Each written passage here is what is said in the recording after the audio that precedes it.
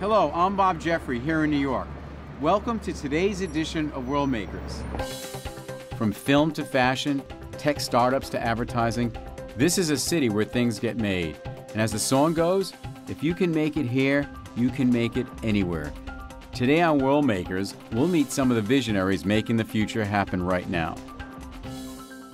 Today, I'm sitting down with Marcus Samuelsson, chef, restaurateur, author, philanthropist, and food activist. Marcus, you're a brand. I mean, beyond just having a great restaurant, you have a great life story that in some way seems... Well, I think you're a brand constantly, but as chef, I don't think we thought about, I didn't really think about myself as a brand until maybe recently. I mean, let me explain that, because when you work in a kitchen, the only thing you have is your name, and you have to do a really good job. Because if you do a really good job, you might get an opportunity to go to the next place, right? Next station, next country, next restaurant, right?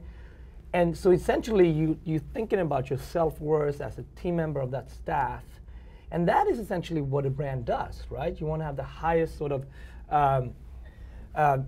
feel, touch point from your co-workers at that point that eventually, 20 years later can become guests, partners, etc.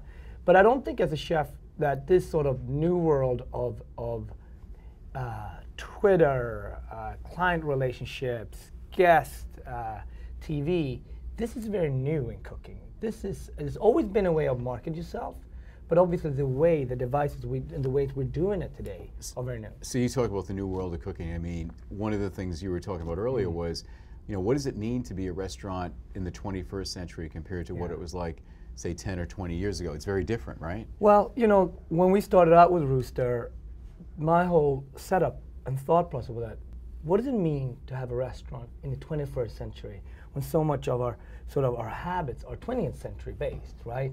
And the way we value our relationships, the way we think about race. I thought about, what if Rooster can sort of break that down and have an imprint in that community? What would that look like? Well, that would mean that our restaurant would be about 60 to 70 blocks from the other 24,000 restaurants in the city. Our restaurant would hire 70% from the staff from Harlem. You can have a blend between the New Yorker, the visitor, and the Harlemite. So really thinking about that, and I think what is perceived as value? What is quality for somebody that is 21 versus somebody that is 61? So let me ask you a question. I mean, now you look at what you've done and you're very articulate about what you've accomplished, but at the time what you did was very pioneering. It was very innovative. I mean, there must have been people that were saying, are you sure you want to do this? Yeah. There may have been doubters. I mean, what was the force that inspired you, and what was the force that gave you the courage to go forward and say, I'm going to do this the way I want to do it? My inner belief that New York is the most amazing city in the world, and I feel like if any city can do it, New Yorkers are open-minded enough to come that extra block, right? But it's based on one thing. It has to be great. It has to be value for money. If we don't deliver on value, 5 blocks is too far away. So it had to be unique. It can be done with, I think there is another one over here. Well, I think it has to create some type of memorable experience. It has to be great, grand, and it has to be inclusive versus exclusive. And for me as a chef, working in a 3-star Michelin restaurant, all I've done has been working in an exclusive environment. So I had to change. I was just going to ask you that, because when I look at your history, you were world-renowned at a very early age with famous restaurants, and clearly you've now created something that's the opposite of that. Yeah. Well, so innovation and having a conversation with the public forces you constantly to be open to change. You got to stand for something, but you have to constantly be open for changes. And not fads, and not necessarily trends, but once you see what's the public, what's happening around you, then you have to sort of translate. Okay, how do I translate that and make that palatable to who I am, my team, and how do I create finance around that, media around that, content around that, and a story around that. If you were talking to either a major fast food company or just a major food producer, what advice would you give them?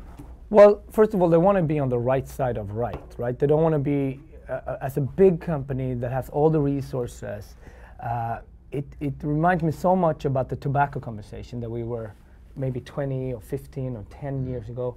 You want to land up on the right side, and you want to be part of innovation, because eventually this is not going to stop. Eventually we will get and figure out what companies are producing great food, who's working with the local farmers, and as the most creative and wealthy nation in the world, this is something that we should solve. This is something that we should be on the right side on. Just as we've been on the right side of technology or connecting people or coming up with cures for different diseases. Well, here is one challenge. We have the resources, we have the willpower, we have the media platform. Now let's work together and figure this out, because this is about our health to our nation, health for the next generation. So you're clearly a man with a mission beyond just restaurants and food. I mean, where do you see yourself in the next 4 or 5 years? I mean, what's next for you? Well, I mean, I think that, I always call it this a conversation with the public in terms of food, and I'm really grateful for that. But it really comes down to, at MSG, at Marcus Samuelsson Group, we talk about, we want to have relevant restaurants. We want to have a relevant online conversation. We want to also communicate through traditional public publishing, right? So books, but also doing important community work, So that bandwidth, same time this is happening in Scandinavia as well. We do the same thing in Scandinavia. So that bandwidth will probably have different touch points to it, but evolving,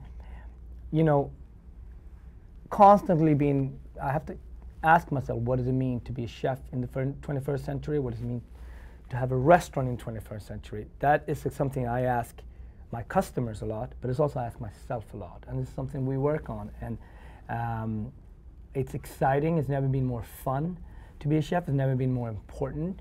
And there's never been more costless to work on, so it's an exciting time. I mean, I love hearing you say that, because I've never heard anybody in the restaurant business refer to the question about how to have a great restaurant of the 21st century. I mean, that automatically says to me that... Because our value system is up for, everything that we value is really up for grab right now, and we go to a restaurant. Of course, the meal and the service is important, but what does that service mean? It means something different maybe than it did 5 years ago, five months ago, and 5 years from now. And being on the being open to that, hearing what my customer tells me, because whatever you do, it's a customer-driven world, and they're going to tell you if they want it or not. Absolutely. Well, this has been great. I have learned a lot just talking to you in this interview, Marcus. Thank you very much for having me. Thank you for spending the time with us. And thank you for watching the latest edition of Worldmakers.